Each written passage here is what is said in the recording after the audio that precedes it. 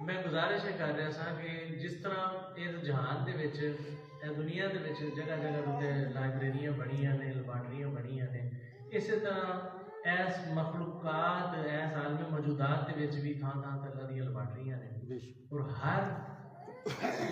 हर वो करैक्टर जिहड़ा तुहाडे सामने आउंदा पिया असल विच लैबार्टरी है, तुहानूं टेस्ट करता है।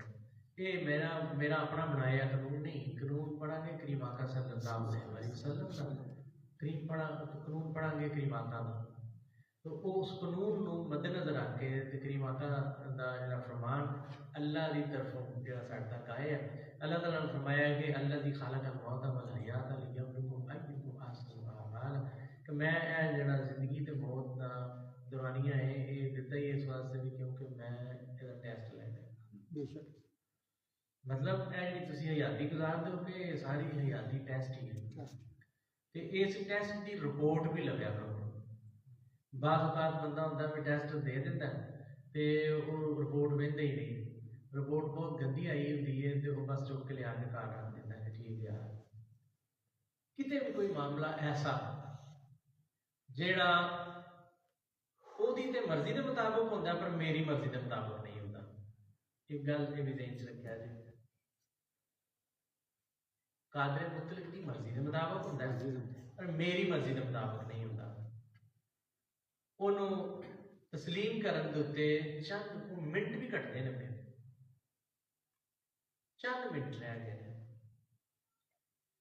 ये मैं ना सिर्फ मिसाल एक पेश करना चाह रहा वहाँ कि लैबार्टरी च टेस्ट की रिपोर्ट भी लगा करो। मतलब मैं रिपोर्ट लेना वा अपनी, तो तेन कितना टाइम लगा समझन दे,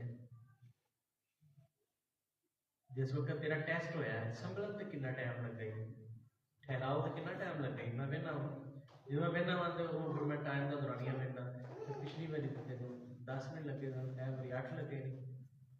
अच्छा घटा आए रिपोर्ट गलत है, अच्छा ऐ बारी 5 लगे ने, अगली बारी इन्ने ना लगना, ये रिपोर्ट ठीक नहीं। इस वास्ते ये टेस्ट रिपोर्ट वाली गल मद्देनजर रख के ते अपना जायजा भी लग्या करो, ते जेड़े अपनी सेहत नूं ठीक करते हैं ना पे बातनी सेहत नूं, वो दिन ब दिन उहदे कुरब और उहदे वसल दे विच इजाफा कर रहे हैं। अपना उन्होंने कुरब च दिन ब दिन इजाफा होता है, तो उन्होंने बेलियां की तारीफ दे विच मैं ये पढ़दा हां पिया जिहड़ी नाल नसीबा